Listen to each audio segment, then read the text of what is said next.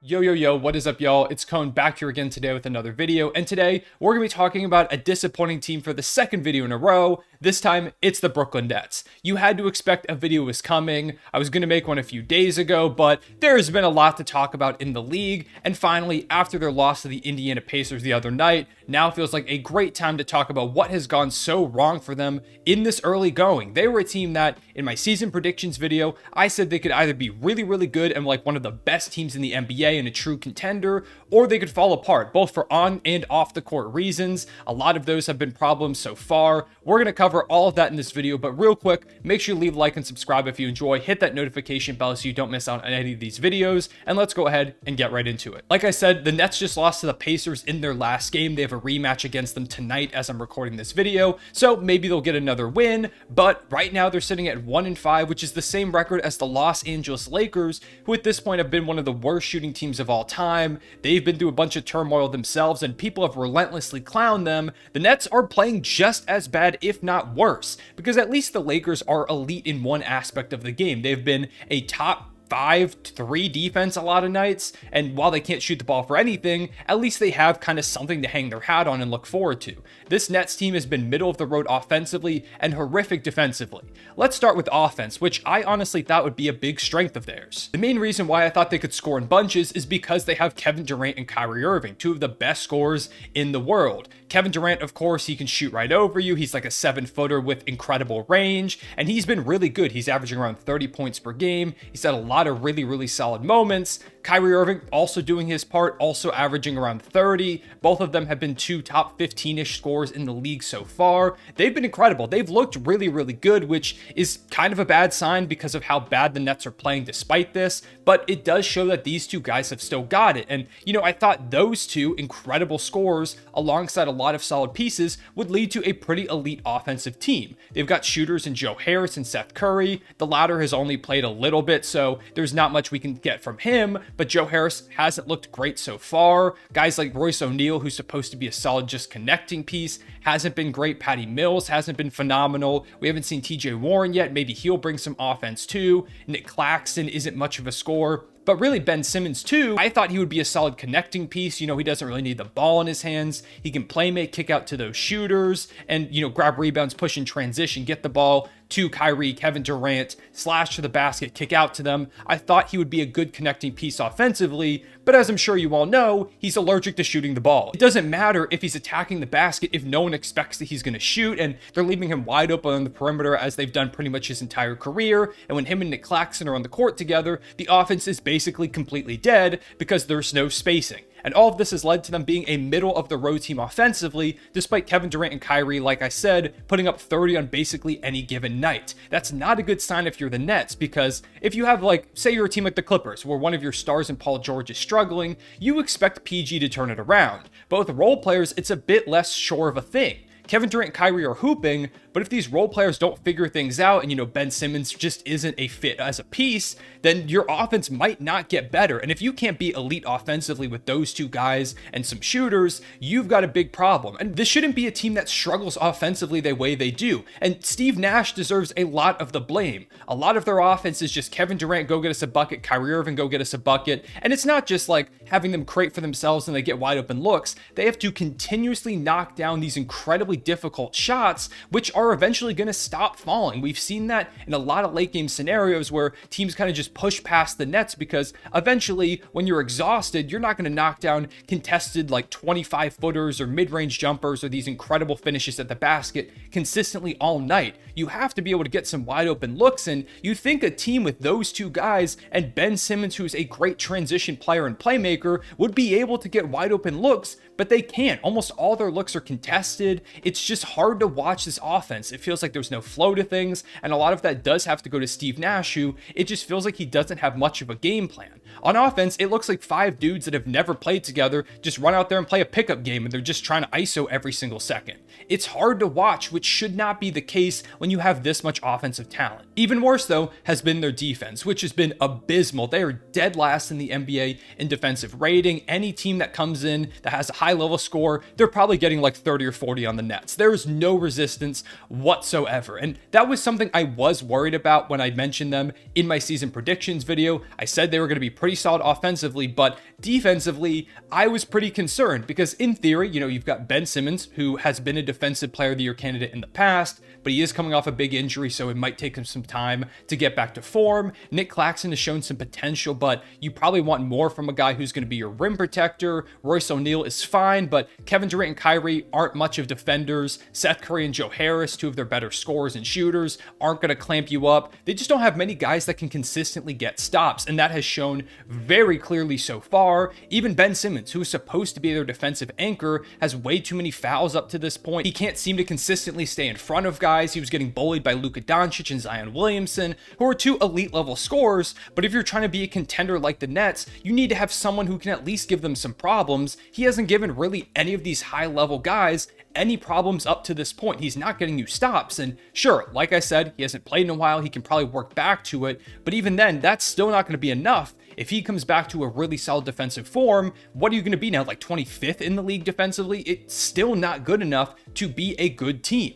Nic Claxton, like I said, he's solid, but he's not really a rim protector. He doesn't have the frame to go up against guys like a Giannis or a Joel Embiid, who you'd have to face in the Eastern Conference playoffs if they make it that far and face off against those high-level teams. So you don't have anyone there. Day'Ron Sharpe has shown some moments, but once again, he's not really a rim protector. So basically, anybody who can get to the basket is going to get to the basket almost consistently. They're not going to stop you. They don't have guys to clamp up on the perimeter either. They can force switches.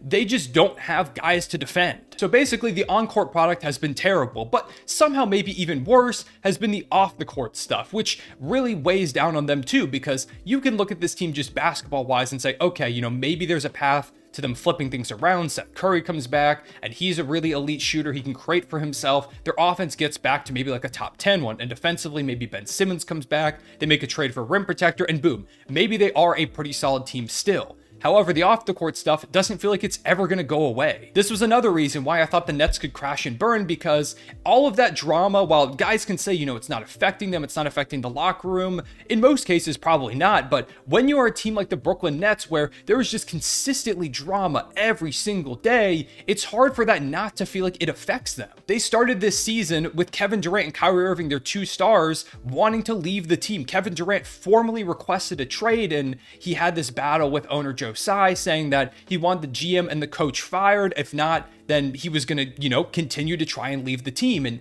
they held their ground. They didn't fire the coach or the GM. And Kevin Durant said, okay, I'll stick it out this season. But you have to imagine when you start off 1-5, Kevin Durant's probably thinking to himself, wow, I was right. Maybe I should request another trade, or I told you guys so that Steve Nash should be fired. And to be honest, I do think Steve Nash should be fired. I think he's done a pretty poor job at coaching this team, and they have to do something urgently because they're running out of time to make this thing work with their star duo. But I don't think they're going to fire him, because if they do, then that's almost admitting that Kevin Durant was right and they tried to stand their ground. And I feel like they're just not going to do that. They're kind of stuck in this hole where if they don't fire him, I think they continue to underperform. But if they do, then it seems like they gave into the demand, something that they're desperately trying not to do in the offseason. So they're stuck between a rock and a hard place. Then you have Kyrie Irving, who it feels like every other day is saying or doing something controversial. He had a crazy post-game interview after the Pacers game the other day where he doubled down on some stuff that he said that was very problematic, stuff that he put up on Twitter. And when you have that continuously circling around with Kyrie Irving, it never is good for your team's headspace. Once again, owner Joe Tsai got involved and tweeted at him, condemning what Kyrie said, so I'm sure there's some friction there. Oh, and did I mention that Kyrie is a free agent this upcoming offseason, so it feels like almost a given that he's going to leave this team, which honestly might be better for both parties at this point. I'm sure the Nets, especially their PR team, is probably done trying to figure out how to make sense of everything that Kyrie does, and it feels like Kyrie just isn't working out with this Brooklyn Nets team. Maybe it's better if both sides just go their separate ways, but I'm sure all of that is also putting a lot of strain on things. Ben Simmons has played bad, and there's a huge national spotlight on him after all the drama that there was last offseason, and the fact that he was the big piece in a trade for James Harden, who's looked great so far for Philly. Ben Simmons, every single mistake he makes is looked at in this huge glaring spotlight, and that continues to snowball. He already talked about having kind of this mental block on the basketball court, and I'm sure it's even worse now, and that's probably why he's not being very aggressive. It seems like he wants to avoid the free throw line at all costs, probably to avoid the Twitter memes. It just feels like Ben Simmons isn't in the right headspace. He's not looking great physically either, so there's a ton of pressure on him to perform, and that's probably just making him do even worse. You combine that with the fact that they have Kyrie Irving and Kevin Durant, and even with James Harden, they haven't done anything in this new era. They made it to the second round, and if it weren't for injuries, maybe they end up winning a championship or at least making a conference finals. But regardless, all history is going to remember is they haven't made it out of the second round, and last year, they were the sole team in the first round to get swept. That's not a good look when you brought in these two superstar guys, especially when you had a team prior to this that had so much heart, that overachieved. You had D'Lo, Caris LeVert, Jared Allen. They were such a fun squad, and you look back on that and what you traded all that for, bringing in Kevin Durant and Kyrie Irving. Now a lot of Nets fans I've seen on Twitter are wondering, why did we do that? Why didn't we just stick it out with that really fun team, the one that was growing as this young core? Should we have not tried to fast forward the timeline? There's a lot of question marks, and if this goes down as a failure, they don't succeed in any way, this season crashes and burns, this Nets era will probably be looked at as one of the biggest failures in NBA history. So all of that pressure, I'm sure, weighs on front office management,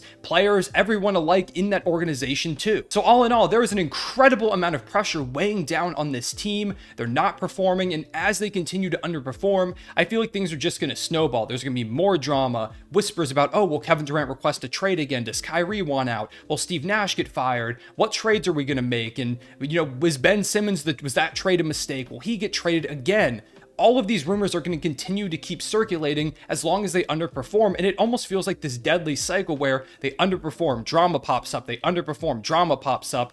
I don't know if there's a way out of it for them this season. There still is a chance because they have a lot of talent to turn things around, but I'm not feeling optimistic for them at this point. You have to wonder if this could cause a snowball effect in the league too, where GMs might look at their young teams, have the opportunity to bring in like a superstar or two, and think to themselves, should I just stick this thing out? Because you saw what happened with Brooklyn. They had a fun young team, and while I don't know if they ever would have turned into a championship contender, they traded all that for a couple of years of failure, a lot of pressure.